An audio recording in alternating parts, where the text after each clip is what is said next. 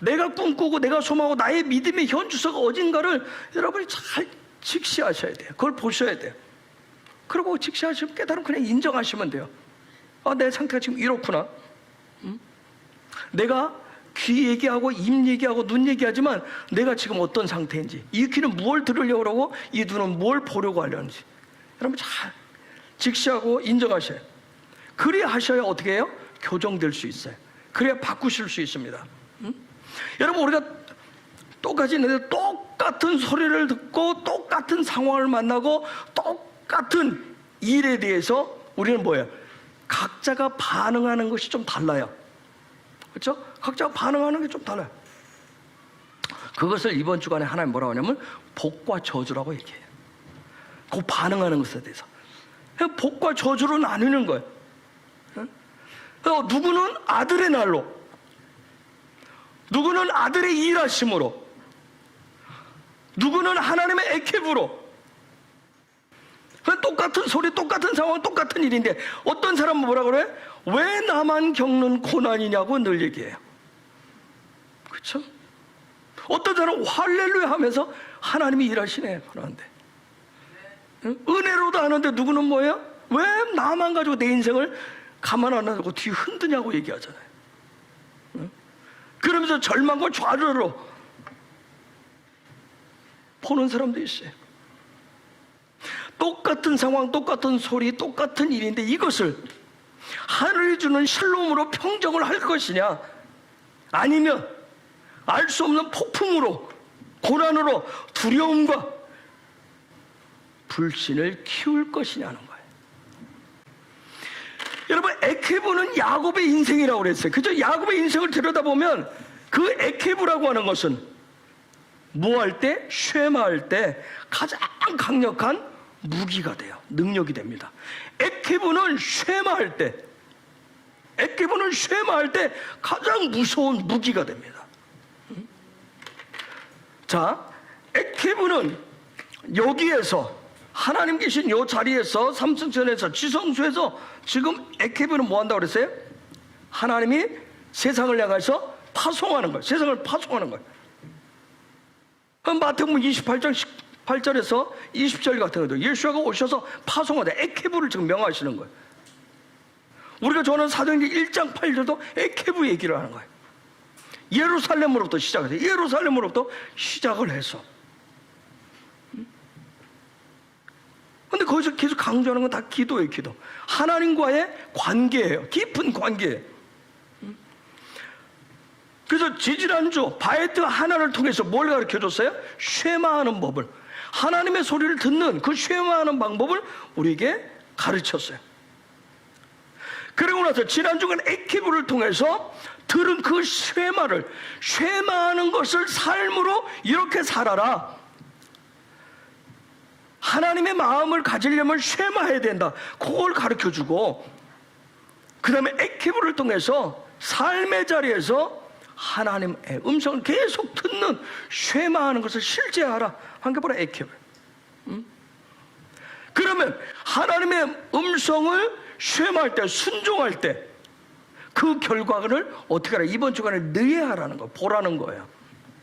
그렇게 했을 때 나타나는 복과 저주에 대해서 쉐마를 통해서 어떻게 복이 되고 어떻게 저주가 되는지 그걸 보라고 하시는 거예요. 의의 백성은, 이스라엘이라고 하는, 킹덤이라고 하는 건 뭐예요? 킹덤 백성이라고 하는 건 다른 거 아니에요. 아들의 날로 살아가는 걸 얘기하는 거예요. 그게 하나님 궁극적인 목적이에요. 그래서 야훼 우리 아버지 하나님의 꿈은 모든 인류가 다 이스라엘 되는 거예요. 다 이스라엘 되는 거예요. 그래서 이 부분을 알고 있었던, 정말 토라에 정통했었던 바울이 로마서 11장에서 무슨 비유를 들어요? 감람나무 비유를 들어요.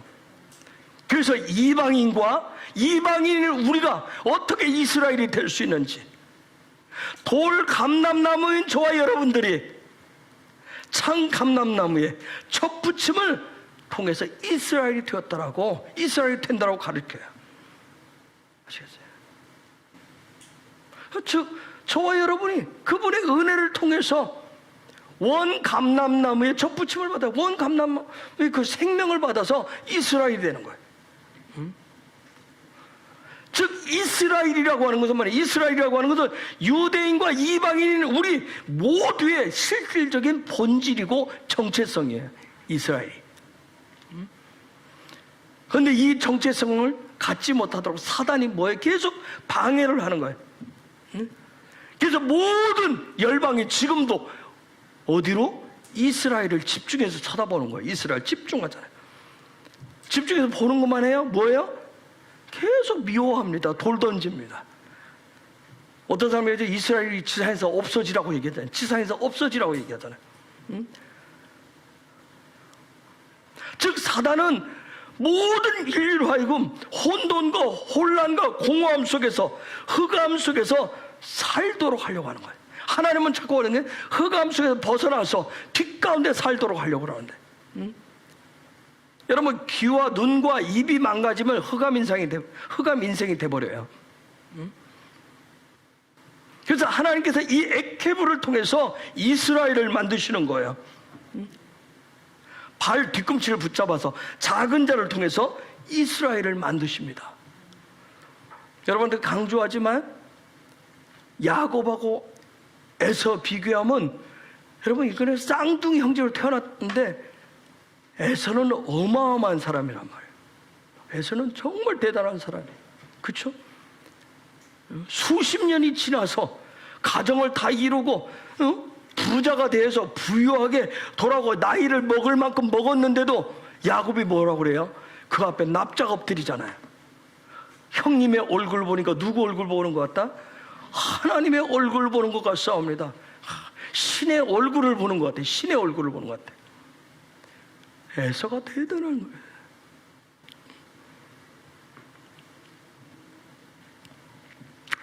여러분 그 야곱이 약복강에서 하나님과 씨름함으로 인해서 뭘 받아요? 너 장차 너는 이스라엘이 될 거라고 그랬어요. 이스라엘이 될 것이라고, 넌 이스라엘을 불릴 것이라고 하는 이름을 받았지만 그의 삶에 이스라엘이 확 들어와서, 즉 저와 여러분이 수많은 성경의 스토리를 가지고 있는데, 즉 우리 안에 휘장에 덮여있는 그런 계시들을, 말씀의 계시를 가지고 있는데 요 계시가 다시금 빛을 발할 때, 그 계시가 실제 내 삶에 풀어질 때, 그때 놀라운 하나님의 역사가 있어요. 자, 야곱도 분명히 그 밤에 내가 장차 이스라엘이 될 것이다, 이런 축복을 받았어요. 그런데 이게 곧바로 나타나지 않아요. 실제로 바뀌어진 게 언제부터예요?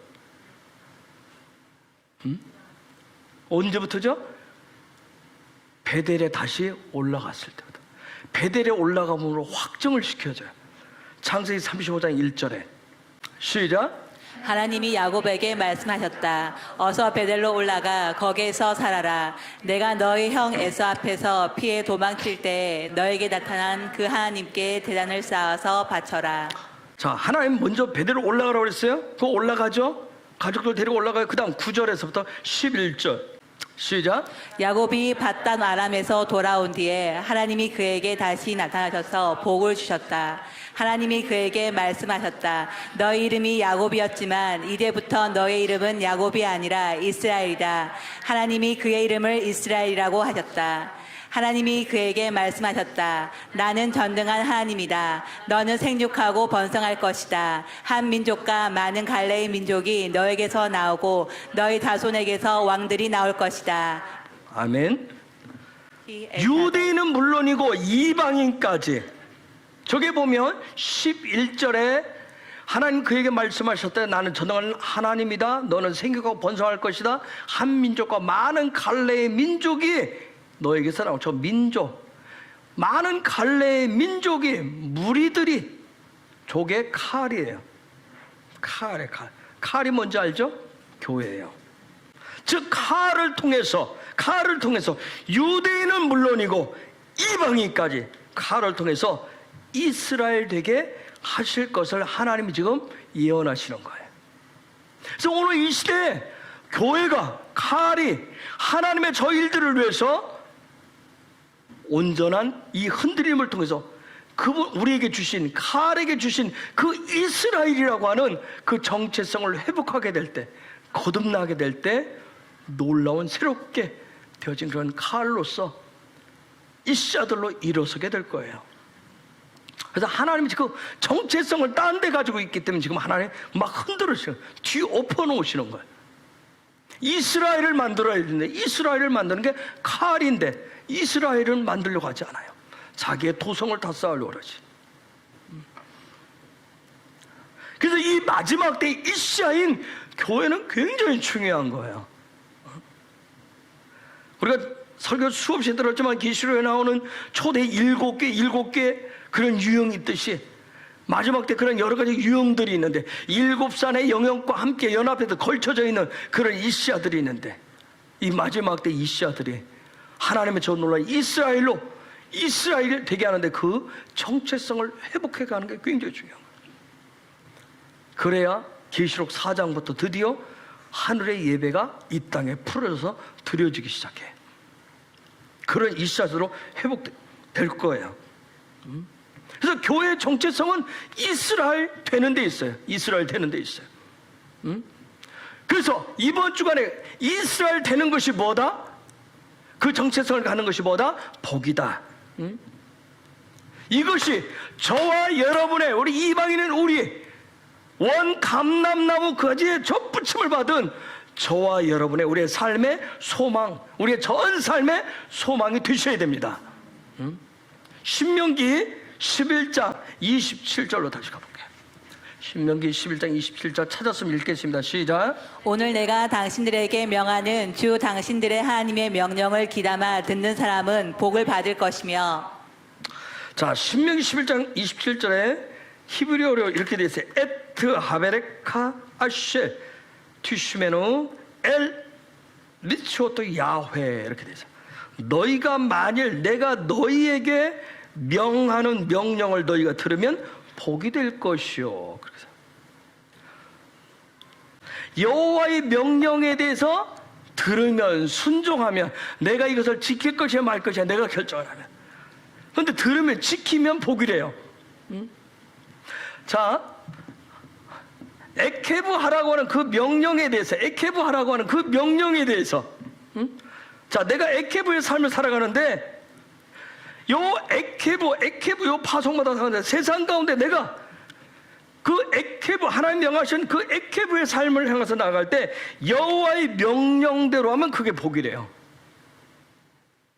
그걸 다른 말로 하면 복이라고 하는 뭐예요? 아들의 날이 될 것이라고.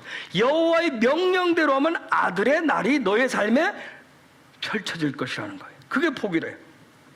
명령이라고 하는 거, 명령. 엘 하나님의 미츠오트라고 되어 있는데, 하나님 명령을, 여기에 짜바라고 하는, 미츠바, 짜바라는 말에서 나오는데, 짜바는 명령이라고 하는데, 즉 그분의 엘 하나님의 명령을, 그분의 명령을, 그분으로부터 나온 그 명령을 지키면, 자, 그러면 그 명령을 이게 하나님으로부터 온 명령이냐 아니냐 하는 것을 어떻게 들을 것인가? 자, 하나님으로부터 온 그 명령을 어떤 것을 내가 듣고 순종할 것인가? 우리가 이제 감동, 내 마음의 어떤 부분들을 얘기하는데, 정말 이게 하나님으로부터 온 명령이냐, 그걸 내가 듣고 순종하는 것을 어떻게 할 것인가? 그래서 이 부분에 대해서, 하나님의 음성에 대한 순종에 대한 부분을, 그래서 베이트 하나에서 굉장히 강조를 했던 거예요. 듣는 훈련, 들는 훈련. 베이트 하나는 은혜를 구하는 거죠. 은혜를 어떻게 받을 것인가? 하나님의 마음을 어떻게 받을 것인가? 그것은 계속 그 기도를 통해서 순종을 듣는 훈련을 해야 된다는 거예요. 그래서 베이트 하나, 그 도라포션을 통해서 훈련된 순종이 얼마나 놀라운 건지. 그래서 베이트 하나는 제가 뭐랬어요? 영의 기도고 3층천의 기도라고 그랬어요. 즉, 티슈메오라고 하는 건 다른 거 아니에요. 그 순종이라고 하는 것은 영의 기도를 통해서 하나님의 그 마음을 받아서 내가 세상으로 에케브 하는데 그게 하나의 발판이 된다는 거예요. 에케브 하는데 하나님의 명령을 내가 튀슈명을 순종하고 나가서 행하는데 발판이 된다. 그래서 하나님이 저와 여러분을 에케브 세상으로 파송하는 것은, 에케브는 저와 예수 믿는 사람들을 다 에케브 나가서 너희의 삶을 내 명령대로 살아라 하는 것은 너희 안에 있는 예수아가 어떻게 되게 하라? 그리스도가 되게 하라. 계속 토라가 강조하는 건 뭐냐면 그냥 예수아가 저와 여러분의 삶에 나타나게 하라는 거예요. 그게 하나님이 원하신 사역이에요. 그게 에케브. 그런데 우리는 뭐예요? 자꾸 내가 뭔가 에케브를 해야 되는 거예요. 내가 뭔가를 해야 돼. 내가 먹은 게 있으면, 내가 배운 게 있으면, 내가 깨달은 게 있으면 뭔가 해야 된다고 생각해요. 여러분, 이 부분을 보고 싶어. 도대체 이게 하나님 사역, 그리스도란 말을 하마시아흐라고 해요. 그리스도. 도대체 하나님이 나를 통해서 예수님이 나타나게 한다. 하나님이 일하신다. 그거 보시려면, 성경 인물 가운데 잘 보시려면, 여러 인물이 보여주면 제일 잘 보여주는 게 혹시 누굴까요? 모세라고 하는 사람이에요.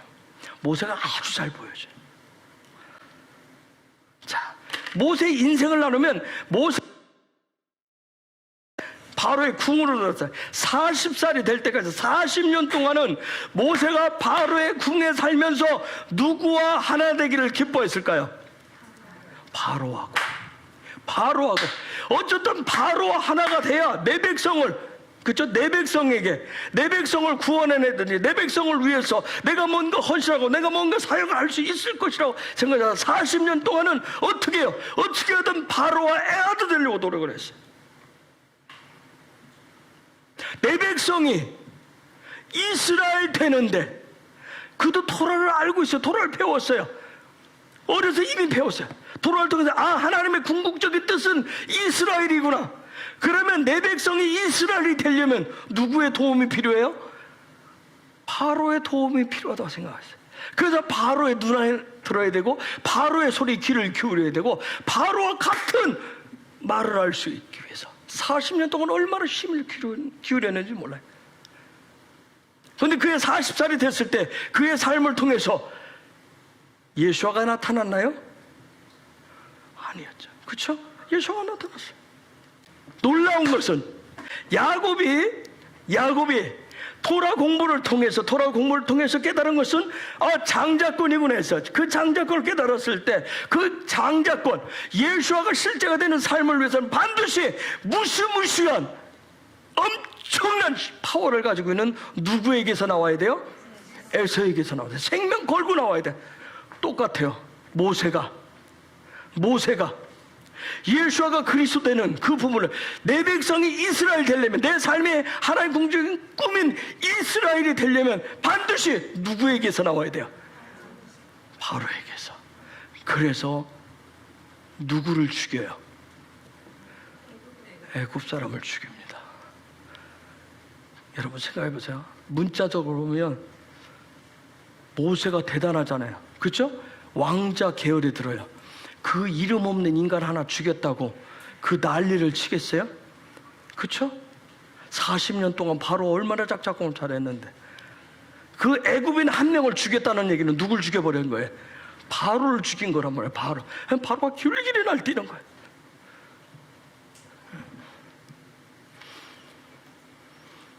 여러분, 그 바로에게서 생명을 걸고 나와서 미디안 광야에 있어서, 미디안 광야에서 계속